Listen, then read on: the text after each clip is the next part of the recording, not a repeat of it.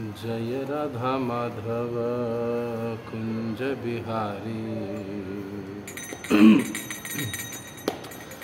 गोपीजन वल्लभ गिरिवरधारी।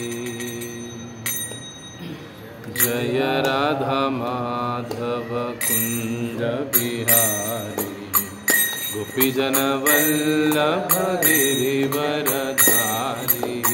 जय राधा कुंज बिहारी गोपीजन वल्लभ गिरिवरधारी। यशोदानंदन व्रज जन रंजन यशोदानंदन व्रज जन रंजन यमुना तीरवनचारी यमुना तीरवनचारी। जय राधा माधव कुंज बिहारी गोपीजन वल्लभ गिरिवरधारी। जय राधा गोपीजन वल्लभ गिरिवरधारी। यशोदानंदन व्रज जन रंजन यशोदा यमुना तीरवनचारी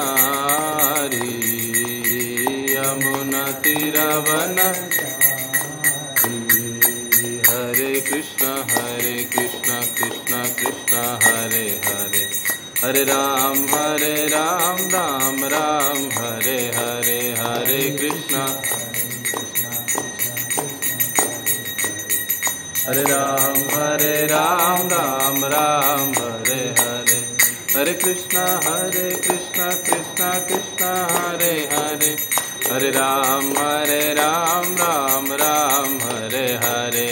हरे कृष्ण कृष्ण कृष्ण हरे राम राम हरे हरे। जय राधा कृष्ण चंद्र राधे। जय राधा कृष्ण चंद्र जय राधा कुंज बिहारी राधे। जय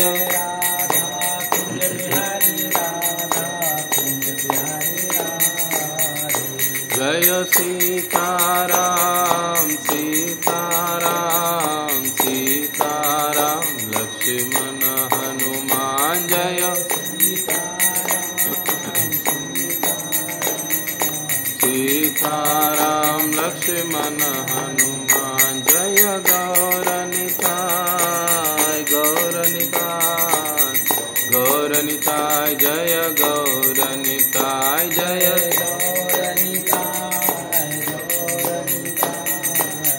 गौरनिताय जय गौरनिताय जय जय प्रभुपाद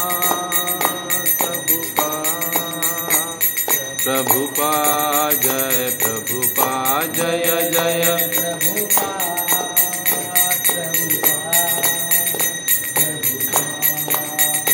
प्रभुपाद जय जय गुरुदेव गुरुदेव जय जय गुरुदेव जय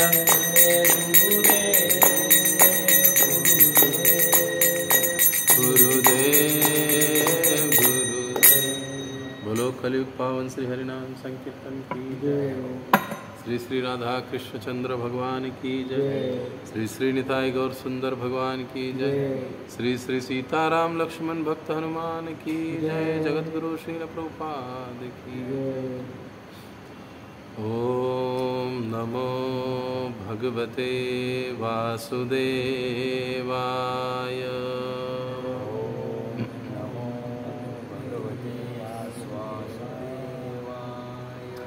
ओम नमो भगवते वासुदेवाय।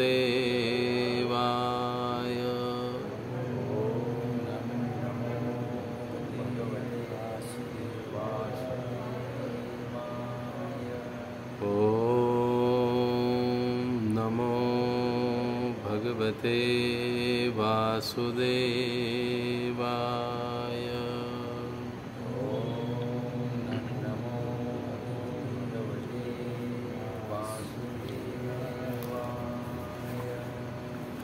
पण दुसरा अध्याय चालू केला होता ना?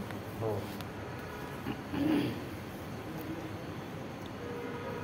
श्लोक किती होता?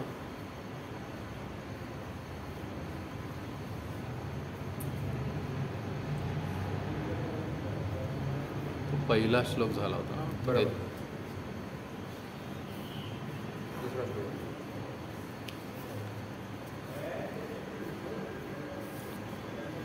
तर पहिल्या अध्यायातले सगळे श्लोक आपण म्हणूयात, म्हणजे थोडं रिव्हिजन होईल.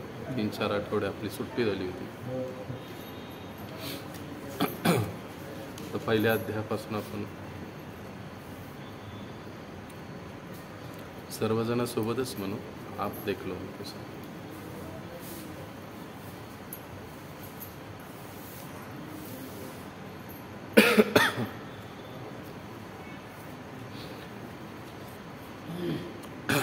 धृतराष्ट्र उवाच धर्मक्षेत्रे कुरुक्षेत्रे समवेतायुयुत्सवः मामकः पाण्डवाश्चैव किमकुर्वत संजय. सगळ्यांनी सोबत म्हणायचं. 1, 2, 3 स्टार्ट. धृतराष्ट्र उवाच धर्मक्षेत्रे कुरुक्षेत्रे समवेतायुयुत्सवः मामकाः पांडवाश्चैव किमकुर्वत संजय. धृतराष्ट्र ने कहा, सर्वांनी सोबतच म्हणायचं, अनुवादही वाचायचा. धृतराष्ट्र ने कहा, हे संजय, धर्मभूमि कुरुक्षेत्र में युद्ध की इच्छा से एकत्र हुए मेरे तथा पांडु के पुत्रों ने क्या किया. संजय उवाच. सोबत. संजय उवाच दृष्ट्वा तु पांडवानीकं व्यूढ़ं दुर्योधनस्तदा आचार्यम् उपसंगम्य राजा वचन अब्रवीत. संजय ने कहा, हे राजन, पांडुपुत्रों द्वारा सेना की व्यूह रचना देखकर राजा दुर्योधन अपने गुरु के पास गया और उसने ये शब्द कहे. तो तीसरा श्लोक. पश्येतां पांडुपुत्राणाम् आचार्यं महतिं चमुं व्यूढ़ां द्रुपदपुत्रेण तव शिष्येन धीमता अत्र शूरा महेश्वासा भीमार्जुन समायुधि युयुधानो विराटश्च द्रुपदश्च महारथः. तीसरा. हे आचार्य, पांडुपुत्रों की विशाल सेना को देखे जिसे आपके बुद्धिमान शिष्य द्रुपद के पुत्र ने इतने कौशल से व्यवस्थित किया है. इस सेना में भीम तथा अर्जुन के समान युद्ध करने वाले अनेक वीर धनुर्धन है, यथा महारथी युयुधान, विराट तथा द्रुपद. अब सीधा 39 नंबर का श्लोक. 39.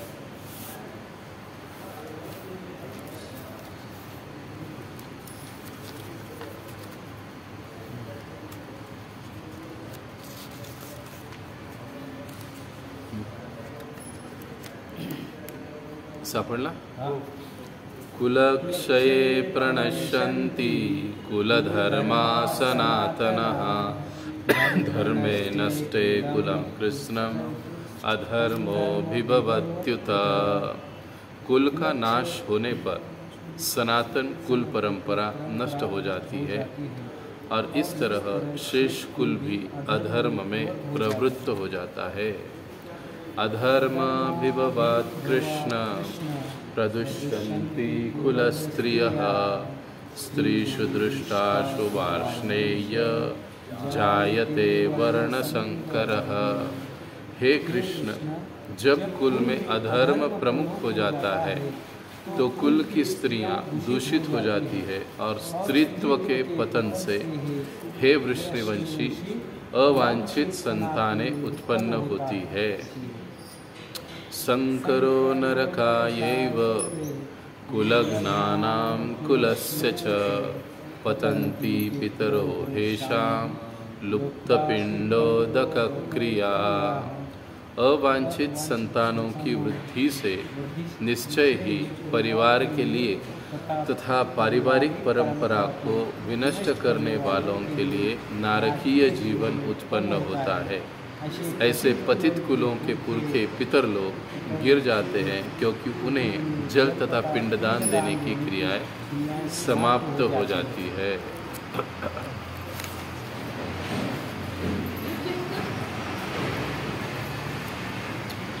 दोषे रेते कुलग्नानां वर्णसंकरकारके उत्साद्यन्ते जाति धर्मा कुलधर्माश्च शाश्वतः। जो लोग कुल परंपरा को विनष्ट करते हैं और इस तरह अवांछित संतानों को जन्म देते हैं, उनके दुष्कर्मों से समस्त प्रकार की सामुदायिक योजनाएं तथा पारिवारिक कल्याण का कार्य विनष्ट हो जाता है। अभी दूसरा अध्याय श्लोक पहला।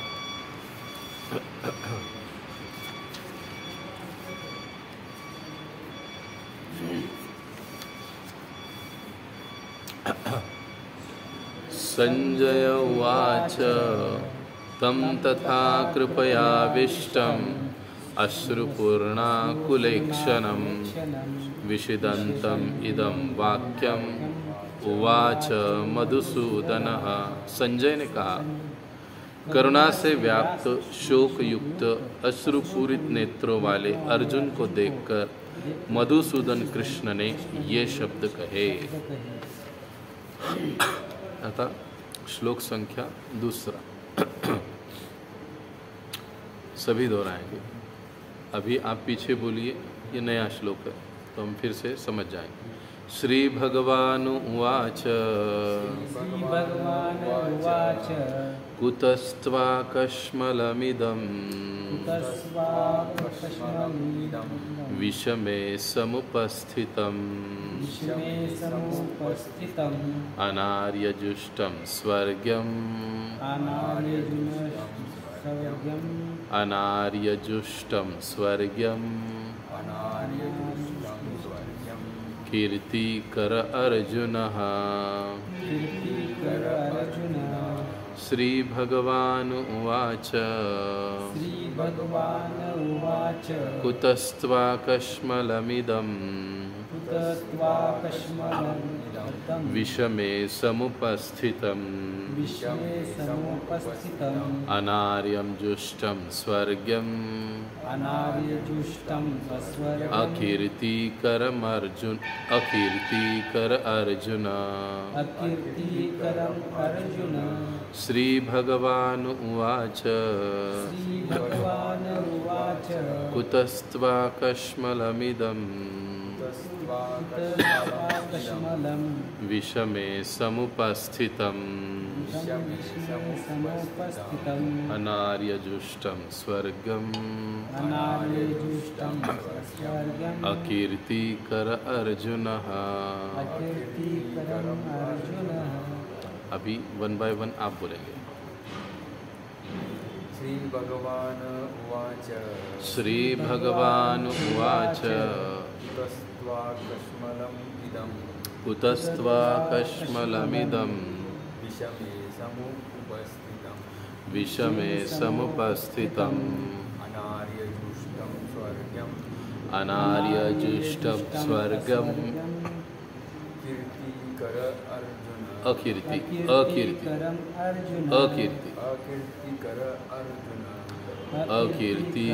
अर्जुनः।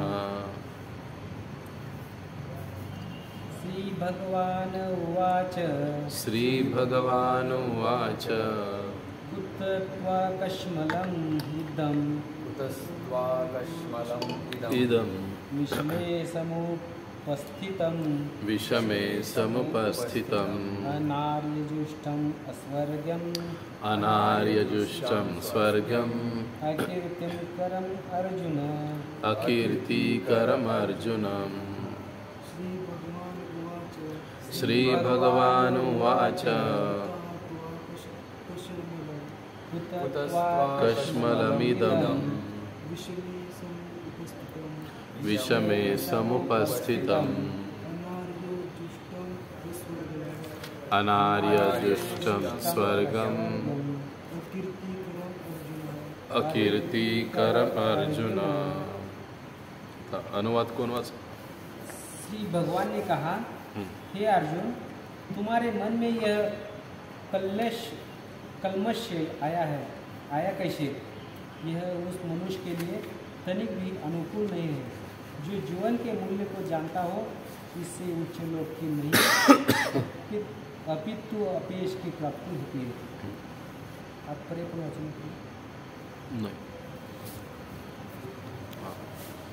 अभी एक बार सभी अनुवाद को पढ़ेंगे। श्री भगवान ने कहा, श्री भगवान ने कहा, हे अर्जुन, तुम्हारे मन में यह कल्मश आया कैसे? यह उस मनुष्य के लिए तनिक भी अनुकूल नहीं है जो जीवन के मूल्य को जानता हो। इससे उच्च लोक की नहीं अपितु अपयश की प्राप्ति होती है। अब ये जो अपयश शब्द है ना, ये संस्कृत में कीर्ति का मतलब है यश, अकीर्ति मतलब अपयश। तो वो वास्तविकता में जैसे कीर्ति के पहले न लगा है स्वर्गम, तो वो म जो होता है म प्लस अ बराबर म होता है। तो वो जो अ है वो अकीर्ति ऐसे आ जाता है, और फिर वो स्वर्गम ऐसे, तो इसलिए वो अकीर्ति कर। तो पिछली बार हमने देखा था लास्ट टाइम पहले श्लोक में कि किस प्रकार से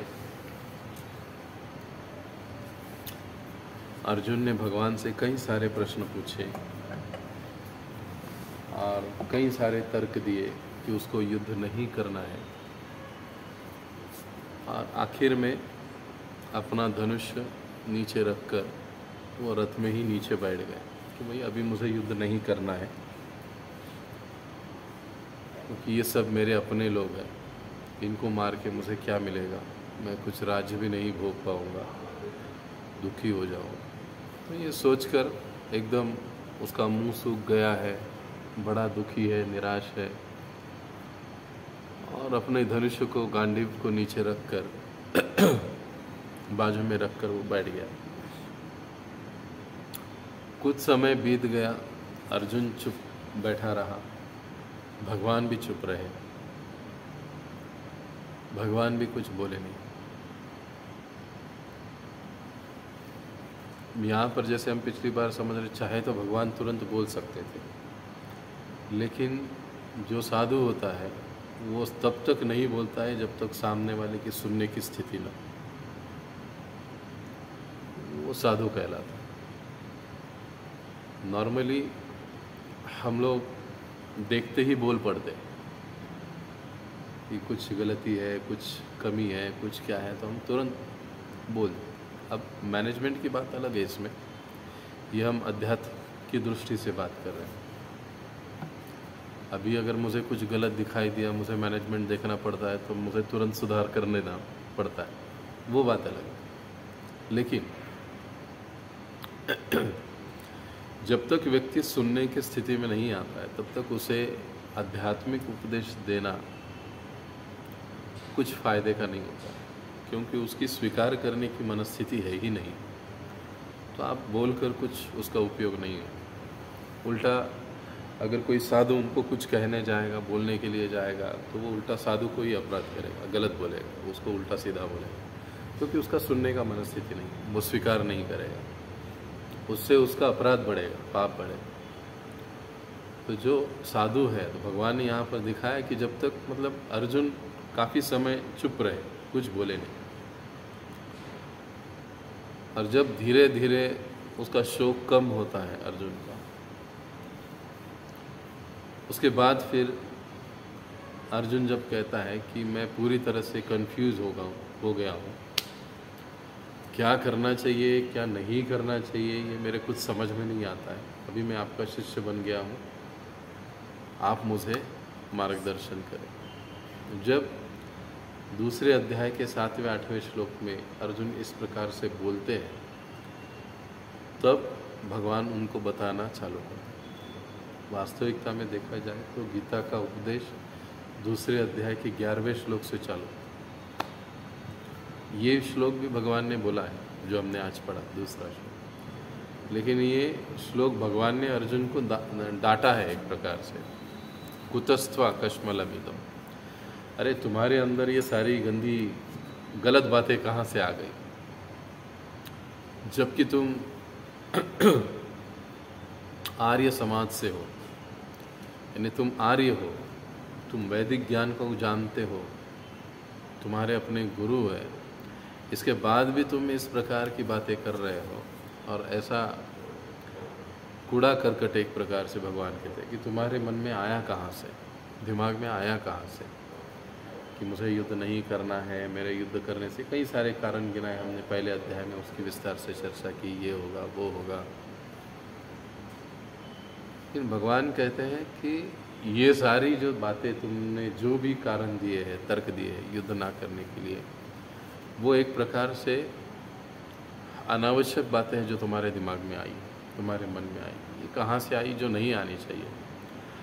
बातें तो तुम बड़े बुद्धिमानों जैसी करते हो, लेकिन बुद्धिमान नहीं है। तो एक नंबर के इनडायरेक्टली भगवान ने कहा है कि तुम मूर्खों की तरह बातें कर रहे हो, क्योंकि जितने सारे कारण तुमने दिए हैं सभी का जवाब तो मैं तुमको दूंगा, जो कि तुमको पहले ही पता है, लेकिन फिर भी तुम इस प्रकार से बोल रहे हो।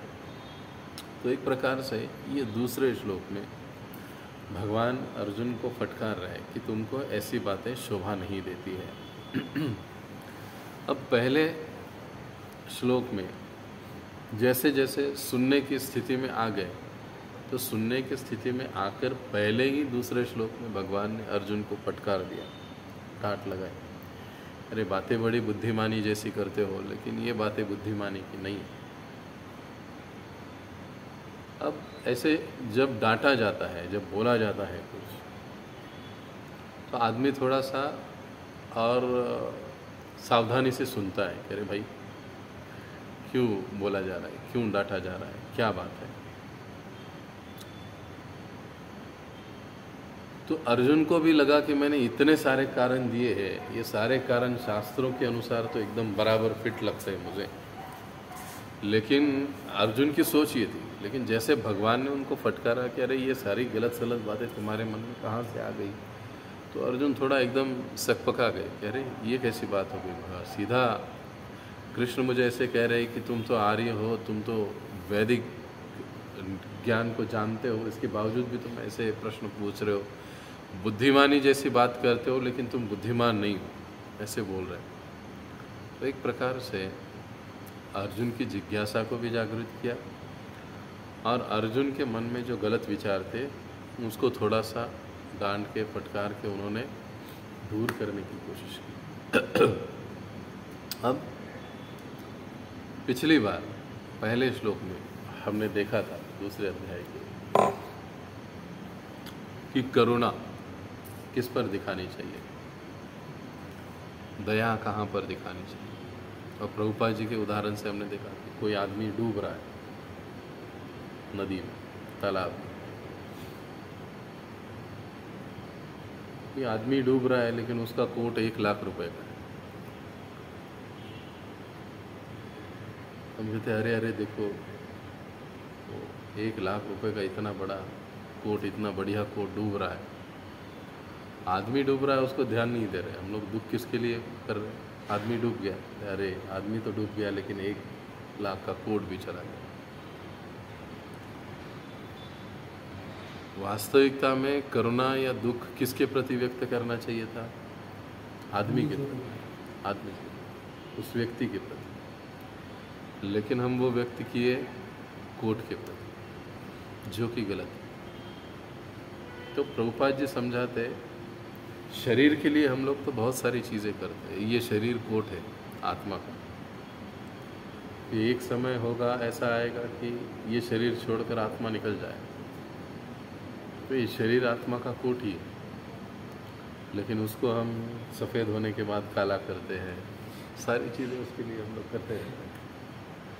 लेकिन एक्चुअल जिसके कारण ये सारा शरीर चलता है, तो आत्मा के लिए कोई सोचता नहीं, कोई कुछ करता नहीं।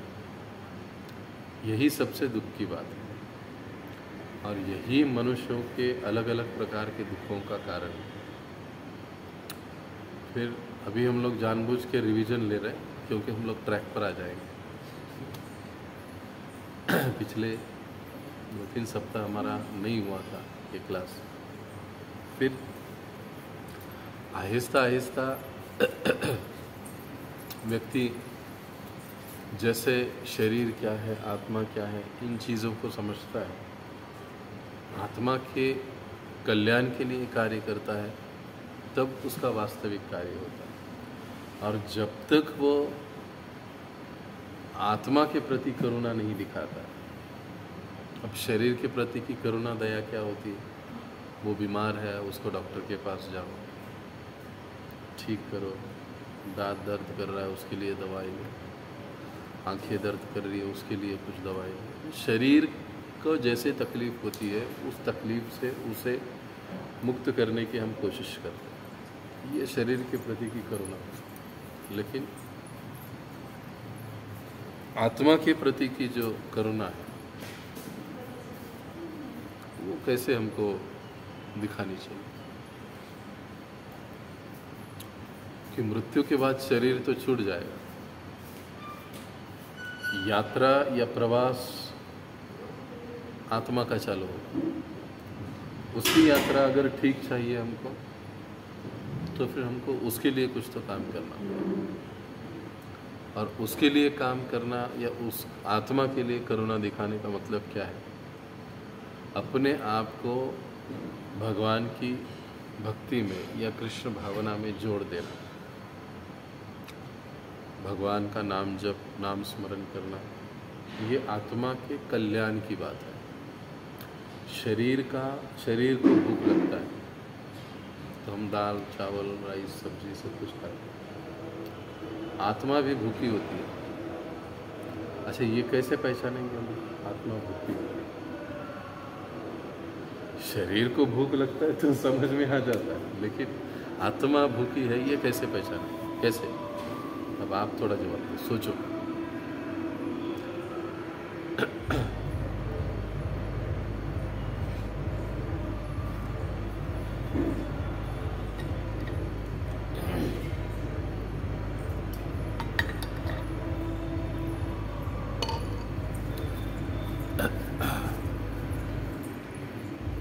हम लोग हमारे जीवन में जितना कुछ भी काम करते हैं, कमाते हैं, सुख पाते हैं, सुविधा पाते हैं, आनंद पाते हैं, क्या उसके बाद भी हमको असंतुष्टता महसूस होती है? कुछ कमी महसूस होती है? हाँ या ना?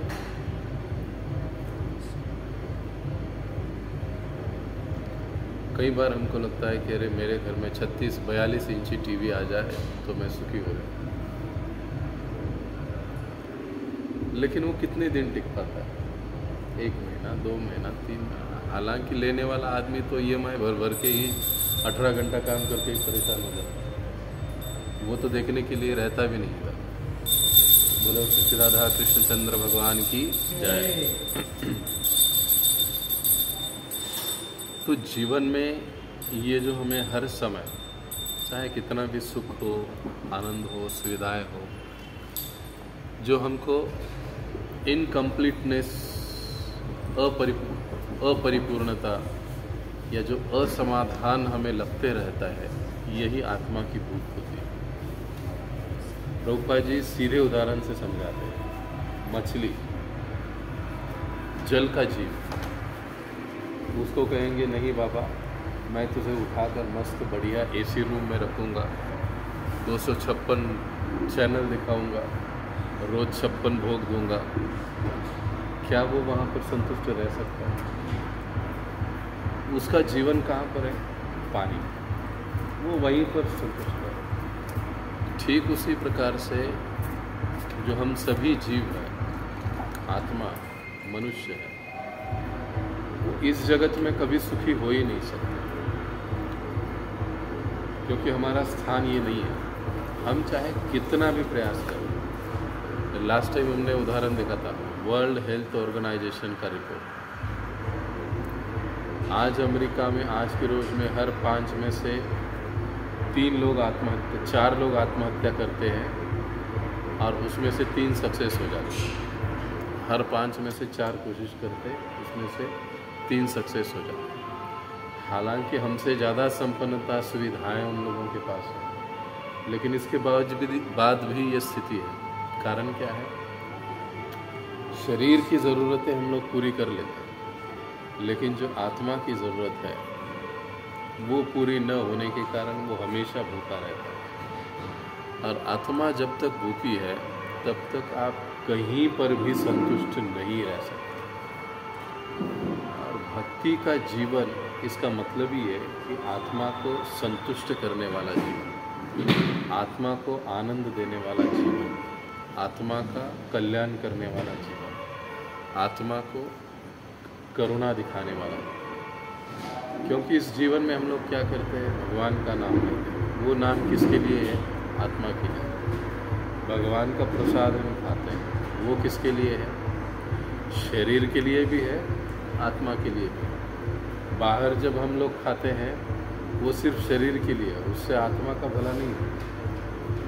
प्रसाद और अन्न 2 चीज़ें अलग है। अन्न पशु पक्षी भी खाते हैं, बाकी लोग भी खाते हैं। अब भक्त लोग भी प्रसाद खाते हैं, भक्त लोग प्रसाद खाते हैं। प्रसाद का मतलब क्या है? तो भगवान को अर्पण किया हुआ ये प्रसाद हम लोग खाते हैं। तो उससे हमारे शरीर का भी पोषण होता है और आत्मा का भी पोषण। तो जो करुणा दिखाने की बात है, वो करुणा उनको आत्मा के प्रति दिखाना चाहिए। और क्योंकि अर्जुन अपने आत्मा की बात सोच ही नहीं रहा है, इसलिए भगवान ने यहाँ पर उनको इस प्रकार से डांटा कि अरे तुम बातें तो बड़ी बुद्धिमानी की करते हो, लेकिन बिल्कुल बुद्धू हो, क्योंकि इन बातों से तुम्हारा वास्तविक कल्याण नहीं होगा। और भगवान क्या कह रहे हैं? कुतस्त्वा कश्मलम। कश्मल का मतलब होता है कि ये कूड़ा करकट, गलत विचार, अयोग्य विचार तुम्हारे मन में कैसे आए? विषय समुपस्थितम, ये सारे विषयों के विचार हैं, ये तुम्हारे मन में कैसे उपस्थित हुए? हे अर्जुन, अभी यहाँ पर श्लोक में एक सोचने जैसी बात। सबसे पहला हमने क्या उच्चारण किया इस श्लोक का? श्री भगवान उवाच। कभी सोचा है श्री कृष्ण उवाच क्यों नहीं कहा? पूरे भगवद गीता हर जगह पर हम देखते हैं श्री भगवान उवाच। पूरे भगवद गीता में लगभग 28 से 30 बार श्री भगवान उवाच शब्द आया है। श्री भगवान उवाच यानी भगवान ने कहा। क्यों ऐसे श्री भगवान उवाच क्यों? श्री कृष्ण उवाच क्यों? क्या लगता है व्यासदेव ने क्यों भगवान उवाच लिखा?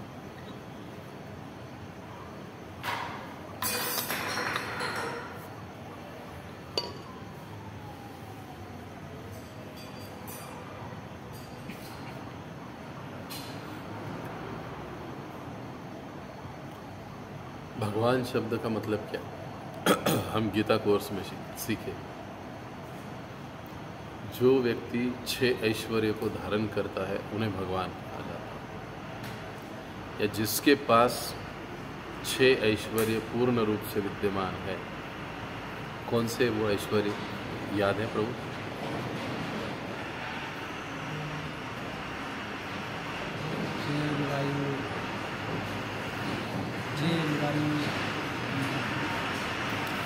भगवान के 6 ऐश्वर्य जो किसी 33 कोटि देवता के पास नहीं है, केवल कृष्ण के पास है।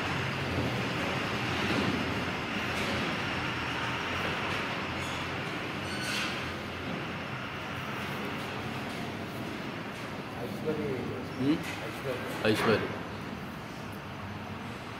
6 ऐश्वर्य कौन से? पहला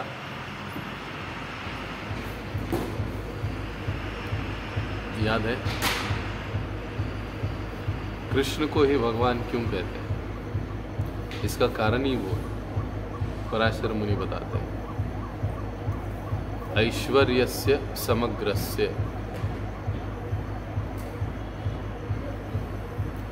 भगवान सबसे धनवान है, उनके जितना धनवान कोई नहीं। तीनों लोक उन्हीं के, गीता में भगवान बता।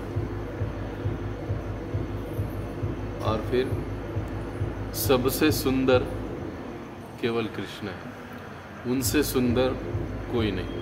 आप देखिए, ये जो 6 ऐश्वर्य है, ये 6 ऐश्वर्य सभी देवी देवताओं को लगा कर देखिए तो बात समझ में आए। तीसरी चीज, सबसे अधिक बलवान, उनके जितना बलवान कोई नहीं। संपूर्ण बल उनके पास है, संपूर्ण ऐश्वर्य उनके पास है, संपूर्ण ऐश्वर्य, संपूर्ण सौंदर्य, संपूर्ण बल, संपूर्ण ब्रह्मांड। अभी कुछ याद आ रहा है?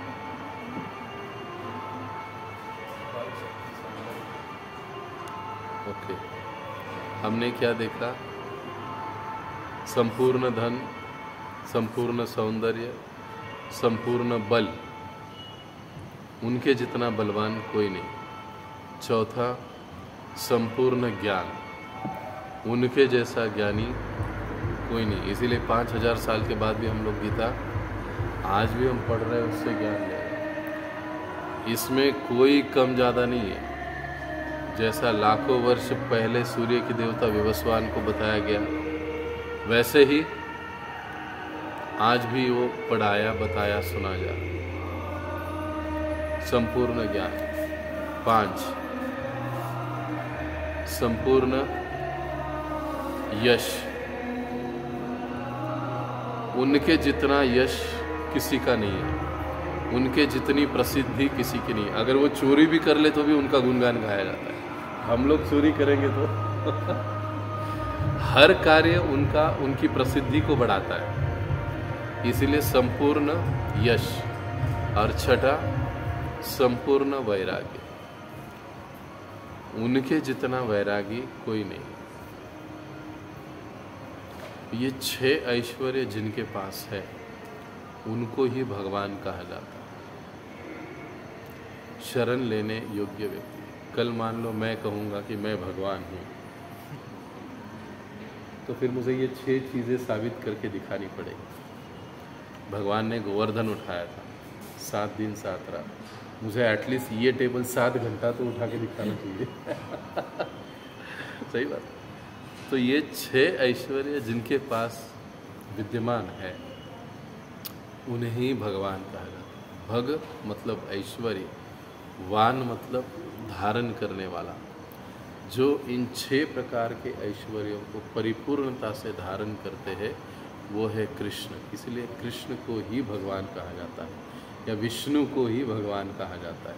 शिव को भगवान शिव कह सकते हैं, लेकिन एक्चुअल में कई बार भगवान शब्द शास्त्रों में हम देखते हैं कि एक महान व्यक्तित्व इस उद्देश्य से भी पुकारा जाता है। कई बार नारद मुनि को भी भगवान कहा जाता है, कई बार इंद्र को भी भगवान बोला जाता है। लेकिन भगवान वही व्यक्ति है। लेकिन अब ये नारद मुनि हो, शिव जी हो या इंद्र हो, ये जब भी प्रॉब्लम आता है किसके पास जाते हैं? विष्णु के पास जाते हैं। इसका मतलब ही क्या? ये जिनका शिव जी वैराग्य है, शिव जी के पास वैराग्य, उनके पास धन नहीं, उनके पास सुंदरता नहीं, उनके पास बस कुछ नहीं है, लेकिन पूर्ण वैराग्य उनके पास है, बाकी की चीज़ें नहीं है। गणेश जी ले लो, शिव जी हो गए, इंद्र ले लो, ऐश्वर्य है उनके पास पर ज्ञान नहीं, सुंदरता नहीं, वो ऐसे कुछ सबसे सुंदर है वाली बात नहीं। क्यों भगवान को पूर्ण सुंदर कहा जाता है? मिस वर्ल्ड या मिस्टर वर्ल्ड सभी को अच्छे लगते हैं क्या? 100 में से 90 लोग बोलेंगे हाँ miss world Aishwarya Rai, yes हमको अच्छी लगती है। 10 लोग बोलेंगे क्या रखा है उसमें। लेकिन भगवान का व्यक्तित्व ऐसे है कृष्ण का कि हर इंसान, चाहे वृंदावन हो, मथुरा हो, सभी उनकी ओर आकृष्ट होते हैं। तो इंसान के साथ साथ पशु पक्षी भी उनकी ओर आकर्षित होते, उनकी सुंदरता की। चाहे मोर हो, चाहे गाय हो, चाहे तोता हो, चाहे कोई भी पशु पक्षी, गाय सब। इसीलिए उनको पूर्ण सुंदर कहा गया है कि उनकी सुंदरता में कोई कमी नहीं है। हर व्यक्ति उनकी सुंदरता पर आकर्षित होता है। अभी इसीलिए उनको भगवान कहा गया है। और इसीलिए व्यासदेव जी गीता में हर स्थान पर भगवान को, कृष्ण को भगवान के नाम से पुकारते, श्री भगवान उवाच।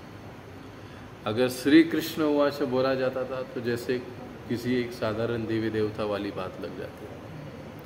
लेकिन कृष्णस्तु भगवान स्वयं, भागवत कहता है कि कृष्ण ही स्वयं साक्षात भगवान, उनसे ऊपर कोई नहीं। इसलिए हम गीता में देखते हैं कि उनको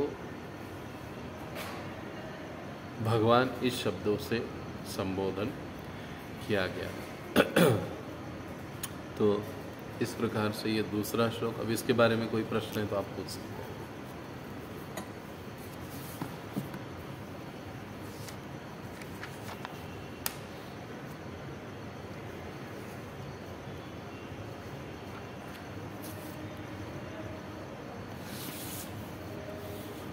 अभी ये दूसरे अध्याय का ये पहला और दूसरा दोनों श्लोक महत्वपूर्ण है।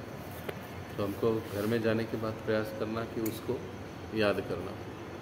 नेक्स्ट टाइम हम कोशिश करेंगे बिना देखे बोलने का। बाकी के पहले श्लोक भी जब हम लोग अगर मतलब टाइम है, घर में हम बैठे हैं, तो पहले श्लोक जो पहले अध्याय के श्लोक है उसको रिपीट करना है। भले ही आप शुरुआत में देखकर बोलिए, रिपीट कीजिए, बाद में गीता को बंद करके उसको रिपीट करना है। इस प्रकार से आसानी से हो सकता है। तो अभी हम हमेशा की तरह मंत्र जप या साधना पर हम लोग चर्चा करेंगे। जप सभी का चालू है। कितना माला होता है आपका? 6। आपका 5 होता है, आपका 1 होता है। अभी थोड़ा थोड़ा बढ़ाइए, एक एक एक।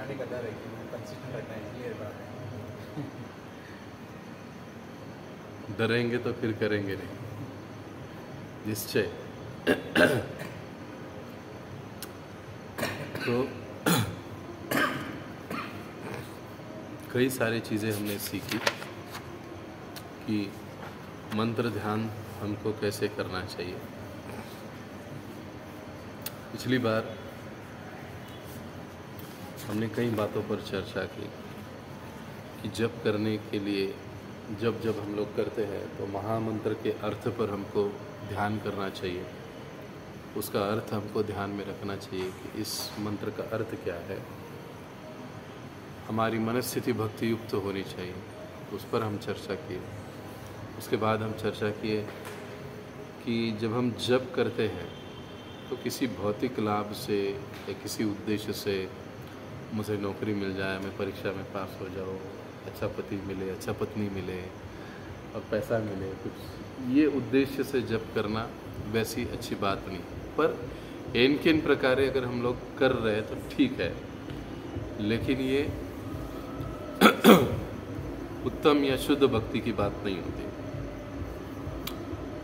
ध्यानपूर्वक और नम्रता के साथ हमको जप करना चाहिए। जप करने के लिए हमारी तीव्र इच्छा होनी चाहिए कि आज सुबह मेरा जप हुआ, अब कल सुबह कब होगा। ये जब हमको लगने लगे तब हमको समझना चाहिए कि भगवान के प्रति कुछ प्रेम हमारे यहाँ पर उत्पन्न हो। जैसे कॉलेज में लड़का लड़की जब प्रेम हो जाता है तो कल कब देखूंगा, ये जब लगा, या कब देखूंगी ये लगे, तब इसका मतलब है कि प्रेम जग रहा है। ठीक वैसे ही देखिए, हम लोग है तो सभी भगवान के अंश। भगवान गीता में कहे ममय वांछो जीवलोके जीवभूत सब। ये अर्जुन, इस जगत में जितने सारे जीव हैं सभी मेरे अंश हैं। लेकिन ये माया के चक्कर में पड़ के हम लोग थोड़ा भूल गए। उनको थोड़ा सा फिर से याद करने का पहला सीढ़ी है उनका नाम स्मरण करना। स्मरण करने से, नाम जप से हमको आहिस्ता आहिस्ता भगवान के प्रति प्रेम उत्पन्न होता है। इच्छा होनी चाहिए। अच्छा, जो हम जब बोल रहे हैं, जब कर रहे हैं, हरे कृष्ण कृष्ण कृष्ण हरे हरे, हरे राम राम राम हरे हरे। मैं इसको हमेशा कहता हूँ, हरे हरे ही बोलना है, कृष्ण कृष्ण ही बोलना, कृष्णा नहीं, कृष्ण नहीं, कृष्णा नहीं, कृष्ण। राम रामा नहीं, रामो नहीं। हमारे कभी कभी फॉरेनर लोग कर देते हैं, लेकिन वो गलत है। अभी वो उनका प्रोनाउंसिएशन वहाँ का वैसे है तो थोड़ा सा उनको टाइम लगता है, लेकिन हमारे वैदिक या संस्कृत के हिसाब से अगर देखा जाए उसका प्रोनाउंसिएशन हमारा सही होना चाहिए। और अब जो हम बोल रहे हैं, एक एक शब्द को हमको ध्यानपूर्वक सुनने की कोशिश करनी चाहिए। हरे कृष्ण कृष्ण कृष्ण हरे हरे, हरे राम राम राम हरे हरे, हरे कृष्ण कृष्ण कृष्ण हरे हरे, हरे राम राम राम हरे हरे। फास्ट करने के या स्पीड बढ़ाने के चक्कर में हरे कृष्ण कृष्ण कृष्ण हरे रे, हरे राम राम राम हरे रे, गड़बड़ हो जाती। मंत्र ध्यान और मंत्र का उच्चारण जितने अच्छे से होगा उतना उसका बेनिफिट हम लोग अपने जीवन में देख सकते, उतना उसका फ़ायदा हमारे जीवन में मिलेगा। लेकिन हम उच्चारण में जितनी गलतियां करेंगे उतना हमारा हृदय शुद्ध होने में समय लगेगा। इसीलिए प्रारंभिक अवस्था में ही हमको अच्छी आदत लगा लेनी चाहिए, क्योंकि शुरुआत में जब करते समय जो आदत लगती है वही फिर कंटिन्यू लगती रहती है और फिर सुधारना मुश्किल हो जाता है। इसलिए प्रारंभ में ही जब हम लोग जप कर रहे हैं तो अच्छे से उसके अर्थ को समझकर पूरा प्रोनाउंसिएशन ध्यानपूर्वक सुनना चाहिए। तीसरी बात, जो हम मंत्र का जप कर रहे हैं उसमें हमारा दृढ़ विश्वास होना चाहिए। ये हम पिछली बात है, ऐसे नहीं कि मेरे बाजू वाला कर रहा है इसके लिए मैं कर रहा हूँ, या हरे कृष्णा वालों के साथ गए इसके लिए हरे कृष्णा बोलेंगे, ओम शांति वालों के पास गए तो ओम शांति बोलेंगे, और किसके पास गए तो और बोलेंगे। ये सब अगर करेंगे तो किसी भी चीज़ का हमको परिपूर्ण फायदा नहीं। जहाँ हम एक स्थान पर स्थित हुए वहाँ पर हमको हमारी निष्ठा या हमारी श्रद्धा पूरी रखनी चाहिए। और इसका कारण क्या है वो हमने देखा। ये मंत्र परंपरा से प्राप्त सीधा ब्रह्मा जी से आया हुआ ये मंत्र है। हम इस्कॉन संस्था में जिस परंपरा के अंतर्गत ज्ञान लेते हैं वो अधिकृत गुरु शिष्य परंपरा है, ब्रह्म संप्रदाय, ब्रह्म मध्व गौड़ीय संप्रदाय, उससे हम लोग ज्ञान लेते हैं। तो ये मंत्र भी उतना ही प्रभावशाली है, इसलिए उसमें पूरी हमको निष्ठा होना, विश्वास होना आवश्यक है। अब आज के लिए कुछ बातें। जब हम जप करते हैं, जहाँ पर भी हम लोग जप करने के लिए बैठते हैं, हमको अक्सर ये बात ध्यान में रखनी चाहिए आज मैं जप करने के लिए यहाँ बैठा, कल वहाँ बैठा, परसों वहाँ बैठा, ऐसे नहीं करना चाहिए। सुबह जब अगर हम लोग जप कर रहे हैं, अपने घर में भी हम लोग जप कर रहे हैं, तो उसका एक स्थान निश्चित होना चाहिए, पहली चीज़। क्यों, इसका जवाब हम देखेंगे आगे। जैसे मंदिर में भी हम लोग आते हैं, मंदिर में भी जब हम लोग आते जप करते हैं, हमको प्रयास करना चाहिए। मंदिर ये ऐसा स्थान होता है कि जहाँ पर भगवान की साक्षात उपस्थिति होती है। यहाँ पर जप करने का जो प्रभाव हमें महसूस होता है, वो घर पर जप करने का प्रभाव नहीं महसूस होता। आप देख सकते हो, मतलब इसको आप अप्लाई करो, अनुभूति ले लो और फिर मुझसे आके मिलो। यहाँ पर बैठकर आप एक माला भी जप करोगे तो घर में बैठकर 16 माला जप करने के बराबर है। इसलिए जितना हमको समय मिलेगा, हमको प्रयास करना, जब भी हम लोग मंदिर में आ रहे हैं, यहाँ पर बैठ के 2-4 माला जप करें और फिर जाएं। अपनी जगह निश्चित एक स्थान पर बैठे, तो स्थान निश्चित होना चाहिए, पहली चीज़। दूसरी चीज़, समय निश्चित होना चाहिए। ये नहीं कि आज सुबह 7 बजे कर लिया, फिर कल 8 बजे, फिर परसों 9-10 बजे, कभी फिर शाम को ही कर लिया। ये अच्छे साधक का लक्षण नहीं है। अगर साधना हमको अच्छी करनी है, जिसकी साधना जितनी अच्छी होगी उतना उसका साक्षात्कार अच्छा होगा, उतना उसका भगवान के प्रति का आदान प्रदान अच्छा होगा। जिसकी साधना जितनी कमज़ोर होगी वो उतना ही दूर रहेगा।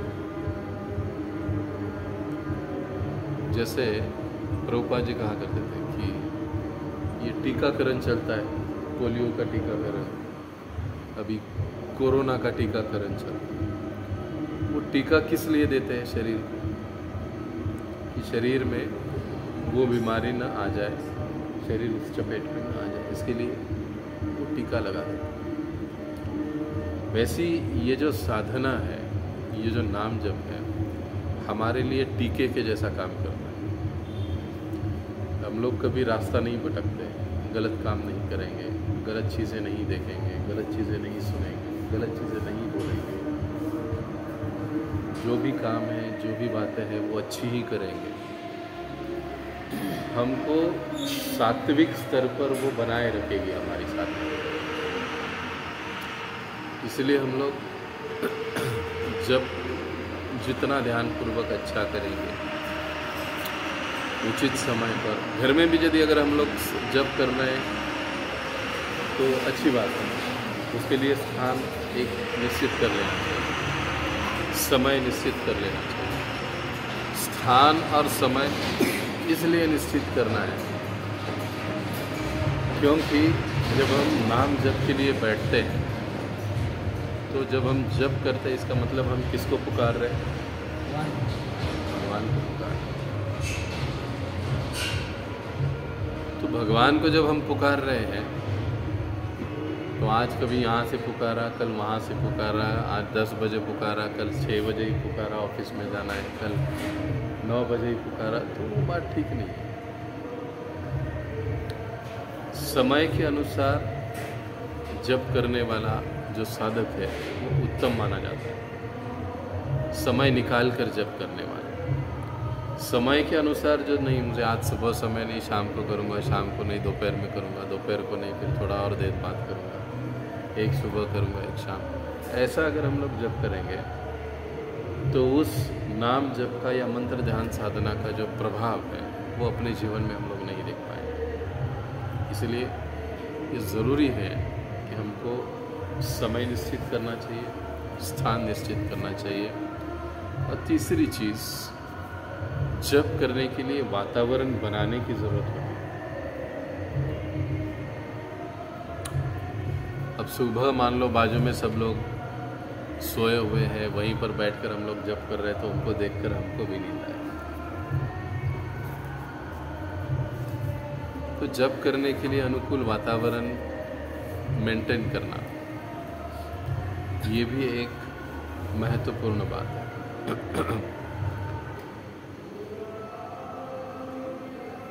घर के वातावरण को वैसे बनाए रखना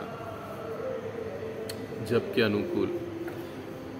और जब वातावरण जप के अनुकूल होगा तब हमारा जप अच्छा होगा। और मान लो हम लोग अगर कोई पास में रहता है, सुबह घर में नहीं हो पाता है, जब कई बार कुछ होता है,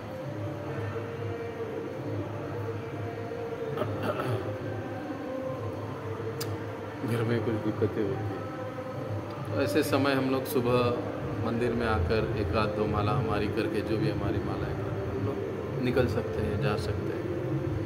एक अच्छी आदत वो है कि हम भगवान के सामने, विग्रहों के सामने बैठकर जप करें। इसका प्रभाव अलग होता है। तो उस अच्छे वातावरण में हमको जप करना चाहिए। गाड़ी चलाते चलाते जप करना, बस में बैठे बैठे जप करना, कई बार लोग करते हैं ऐसा। ये नहीं, हाँ एक्स्ट्रा की माला है जो हमारी निर्धारित, हमारी जो 16 माला है, उसको छोड़कर अगर माला ज़्यादा हम कर रहे हैं तो ठीक है, कर सकते हो आप। लेकिन जो हमारे निर्धारित, मान लीजिए कोई 2 माला जप कर रहा है, कोई 5 माला कर रहा है, कोई 6 माला कर रहा है, तो उन्होंने जो निश्चय किया है वो उनका जप ऐसे एक स्थान पर बैठकर निश्चित समय पर अच्छे से ही होना चाहिए। अब जप करने के लिए हमको कैसे बैठना चाहिए, शरीर की मुद्रा कैसी होनी चाहिए?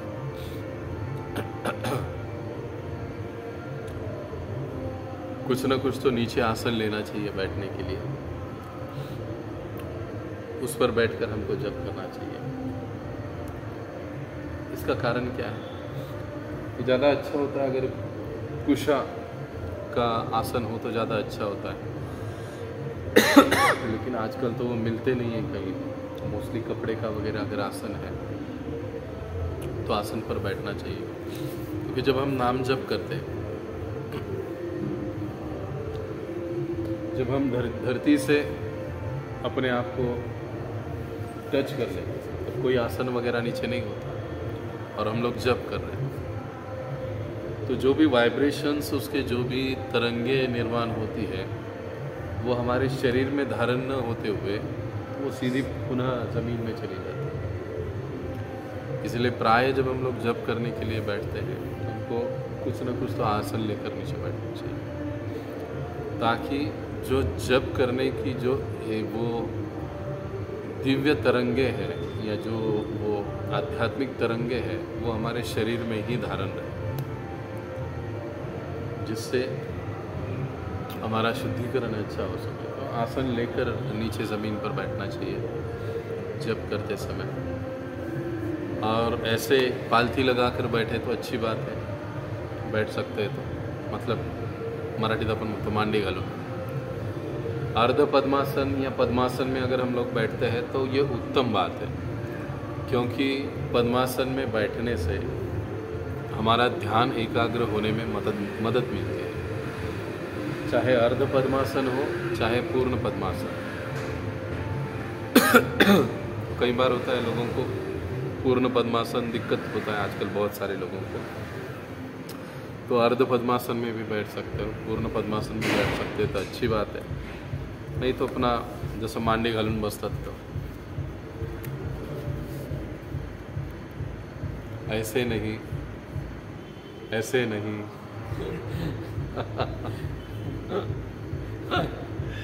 ये नहीं, कई बार लोग ऐसे कर लेते हैं। जब अगर बैठे बैठे नींद आ रही है हमको, बैठे बैठे हमको नींद आ रही है, तो ऐसी स्थिति में फिर हमको उठ के खड़े हो जाना चाहिए और फिर थोड़ा सा चलते हुए नींद जाने तक जप कर लेना चाहिए। लेकिन वो भी इधर उधर देखते देखते नहीं, पूरे ध्यान के साथ। जैसे नींद चली जाए फिर हम पुनः बैठकर जप कर सकते हैं।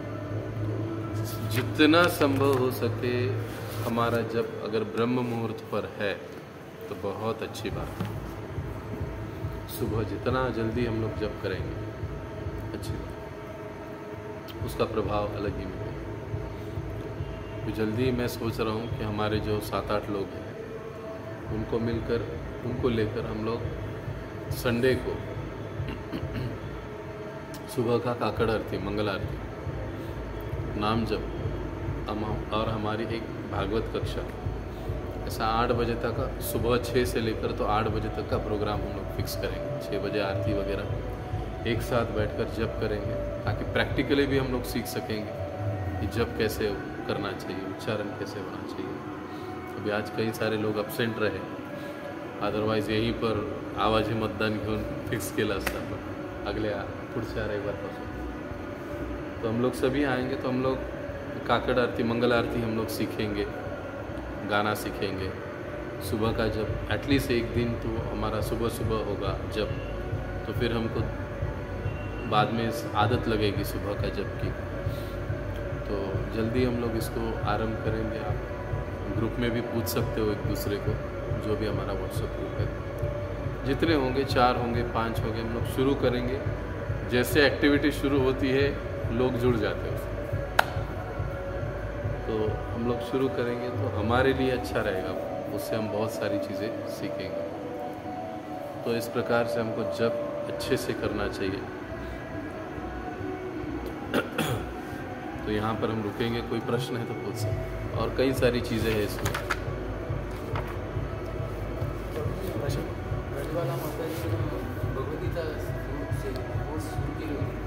हां, ते थोडं याला गेल्यामुळे, बाहेर गेल्यामुळे, यात्रेला गेल्यामुळे त्यांना ते कॅन्सल करावं लागलं। आणि त्यांचे जे 2-3 माताजी लोक येत होते, स्पेशली त्यांनी माताजी लोकांसाठी चालू केला होता, पण ते 2-3 माताजी पण कुठे काही काम असल्यामुळे ते 2-3 रविवार आले नाही, त्यामुळे त्यांनी होल्डवरच टाकलं ते।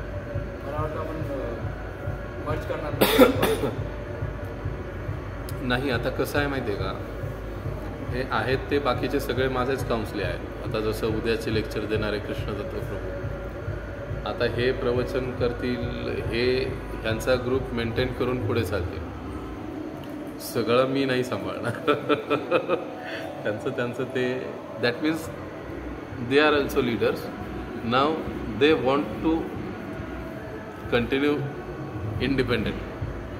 त्यांचं आता त्यांनी स्वतःचं त्यांचं हे, हां काही त्यांना प्रॉब्लेम असेल, अडचण असेल, गायडन्ससाठी मी 24/7 आहे, पण त्यांनी सुरू करायचं, त्यामध्ये माझं इंटरफेअर नसेल। त्यांनीच भेटणे, लोकांना कलेक्ट करणं। आता काही काळानंतर अजून आपण एक 4-5 महिने गेले की इंडिव्हिज्युअली 1 to 1 प्रचार कसा करायचा, लोकांना कसं बोलायचं, कसं यायचं, म्हणजे आपली टॉकिंग शैली कशी असली पाहिजे, लोकांना आपण काय सांगितलं पाहिजे, नवीन पहिल्यांदा आलेल्या लोकांना आपण कसं भेटलं पाहिजे, हे पण आपण शिकणार। आता आपण सगळे जवळपास, आपण सगळेजण रविवारी येतो, आपल्या क्लासचे सगळे रविवारी अनेक लोक असतात, आपण प्रसाद लाईनमध्ये उभे राहिलेलो असतो, नवीन लोक आपल्या शेजारी असतो, पण अनेकदा आपण बोलतही नाही। आपला उद्देश असतो बस प्रसाद घेणे, प्रसाद खाणे, जाणे। पण ज्याला आपण कम्युनिकेशन स्किल्स म्हणतो बघा, स्पिरिच्युअल लाईफ म्हणजे फक्त अशीच नाही की फक्त स्पिरिच्युअल लाईफ, ह्या गोष्टी पण आपण त्यामध्ये डेव्हलप करतो। आपलं कम्युनिकेशन स्किल्स असतील, आपलं कम्युनिटी कनेक्शन्स असतील, त्या सगळ्या गोष्टी डेव्हलप, पण त्या कशा करायच्या, त्याचंच तर त्या सगळ्या गोष्टी या काउन्सिलिंग सिस्टममधून सांगितल्या जातात, शिकवल्या जातात। मग आपण लोकांना नवीन आहेत, मग त्यांच्याशी कसं बोलायचं, त्यांना कसं एनकरेज करायचं, त्यांना कसं प्रोग्राममध्ये बोलवायचं, हे आपण 3-4 महिने अजून गेले, एकदा आपला मॉर्निंग प्रोग्राम पक्का झाला की मग आपण त्या गोष्टी शिकू। मग त्याचा आपल्याला आपल्या ऑफिशियल कॉर्पोरेट लाईफमध्ये पण उपयोग होणार। कम्युनिकेशन स्किल असं नाही की फक्त इथंच आहे, तर बाहेरही आहे। मी स्वतः HDFCचा रिलेशनशिप ऑफिसर होतो, कम्युनिकेशन्स ही खूप स्ट्रॉंग गोष्ट आहे, आणि इस्कॉनमध्ये येणारा माणूस कधीच मुका राहत नाही, ही त्यावरून गोष्ट आहे, सगळे बोलके असतात। सो ते आपण शिकू स्टेप बाय स्टेप सगळं। आपण इथे थांबूयात।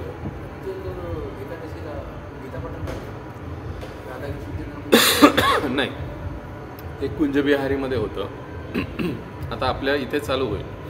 आता जसं लहान मुलांचं संस्कार वर्गाची ॲक्टिव्हिटी उद्यापासून चालू होते, संध्याकाळी 5 ते 7।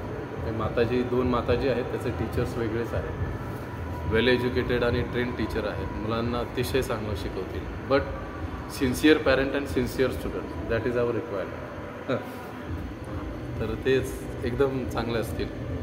आणि सध्या 5 ते 12चा ग्रुप घेतला आहे, एज ग्रुप, मग त्यानंतर हळूहळू 12च्या पुढचे पण मुलांचं टीनेजर्सचं पण चालू होईल. तोपर्यंत आपला हॉल पूर्ण होईल. मग ते त्याचं विस्तार होईल. मग लहान मुलांचं वेगळं चालेल, युवकांचं, टीनेजर्स, त्या सगळ्या गोष्टी चालू होतील. आणि आता ही जी गीता पठणाचं आहे ते माझी बऱ्याच काळापासून ती योजना आहे. पण मला तसं सक्षम कोणी माताजी भेटत नाही की त्यांनी यावं. हा, ट्रेनिंग द्यायला मी तयार आहे. एकादशीच्या दिवशी त्यांनी यावं. 8-10 माताजी ज्या पण असतील बसून, साधारणतः 2 तास लागतात संपूर्ण 700 श्लोक बोलायला. त्या घेऊ शकतात माताजी लोक. ते 1-2 माताजी, आता हे जे माताजी लोक येतील ना, तर ह्यातूनच 2-3 माताजी तयार झाली की ते ॲटोमॅटिकली ही ॲक्टिव्हिटी माताजी लोकांसाठी चालू करतात. अजून एक 7-8 महिने एक असा कार्यक्रम इथे, जसं आता आपण काय पाहतो की मेनली प्रभूजी लोक किंवा पुरुषांची पुढाकार जास्त आहे.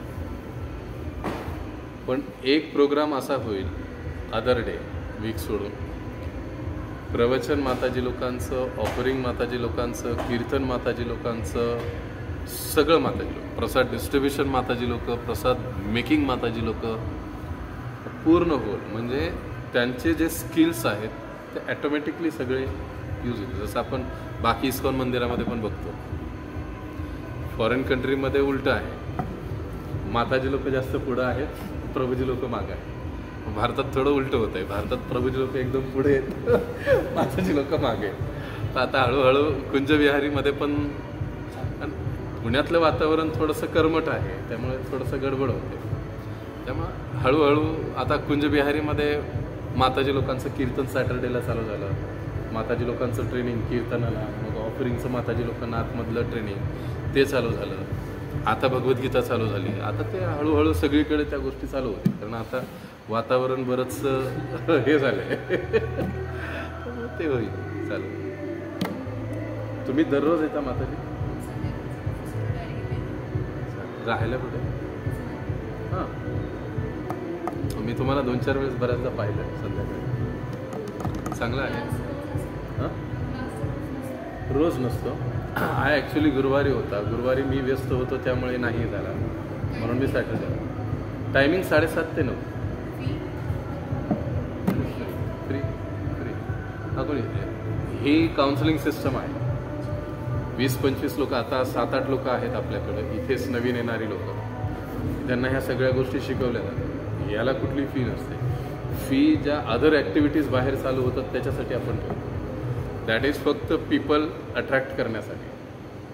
आता नॉर्मली भगवद्गीता कोर्सची फी आहे. आता इथं आपण पाहतो अनेकदा लोकांना प्रश्न पडतो, पण फ्रीमध्ये लोकांना घेतलं तर प्रॉब्लेम काहीच नसतो, पण लोक येत नाहीत. मग प्रसाद वाया जातो नाही का? आपण पाहिलं किती वेळेस प्रसाद वाया जातो लोकांना बनवलेला. मग वेळ वाया जातो, येणाऱ्याचा वेळ वाया जातो. एखादा येणारा कोर्स घेणारा माणूस दुरून येतो, आणि मग जर 1-2च माणूस असू तर लोक फुकट म्हणून लोक करतात. 20, 25, 30, 40 नंबर येतात. मग त्यांना कॉलिंग करणं, त्यांना त्या दिवशी बोलवणं, लोक हो म्हणतात, येत नाही. पण मग काही ना काहीतरी लक्ष्मी दिली की माणूस म्हणतो अरे नाही, पैसे दिले तर उद्देश तो पैसे हा नाहीत. 500 रुपयात काय तुम्हाला कोर्स मटेरियल, 7 दिवसाचा प्रसाद, काय होणार आहे त्यात? पण काहीतरी दिलं की माणूस सिरियसली येतो, एवढाच त्याच्या पाठीमागे दृष्टिकोन आहे. बाकी मग अदरवाईज हां, ग्रुपवर. हो, हे आत्ता थोडंसं अजून एखाद महिना मी तर, आता मुलाची 10वी पण आहे माझ्या, त्यामुळे थोडंसं हां हां. अच्छा, हां हां, गुरुवारी क्लास होतो. आणि तुम्ही ग्रुपमध्ये नाही आहात का? व्हॉट्सअप ग्रुपमध्ये? हां, तिथे खाली आपल्या मंदिराच्या व्हॉट्सअप ग्रुपला पण नाहीत का? आपलं बघा तिथे खाली QR कोड आहे बघा, तो मधल्या याच्यावर. त्याला तुम्ही स्कॅन केला तर डायरेक्ट आपल्या कृष्णचंद्र म्हणून आपला मंदिरचा ऑफिशियल व्हॉट्सअप ग्रुप आहे. मंदिरच्या सगळ्या ॲक्टिव्हिटीज, प्रोग्रामची माहिती त्यावर येत राहते. अगदी काउन्सिलिंगच्या मीटिंग्सच्या पण माहिती त्याच्यावर येत असते. मग तर तुम्हाला लगेच कळेल ते, म्हणजे आज मीटिंग आहे किंवा काय, भगवद्गीतेचा क्लास आहे, प्रोग्राम्स आहे, त्याची सगळी माहिती. आपलं यूट्यूब चॅनल पण आहे मंदिरचं, ज्यामध्ये तुम्हाला गीतेचे बरेच अध्याय, श्लोक, त्याचे तुम्हाला ते सगळे व्हिडिओज तुम्हाला त्यावर मिळतील. जायच्या आधी तेवढं स्कॅन करून जावं असं काय.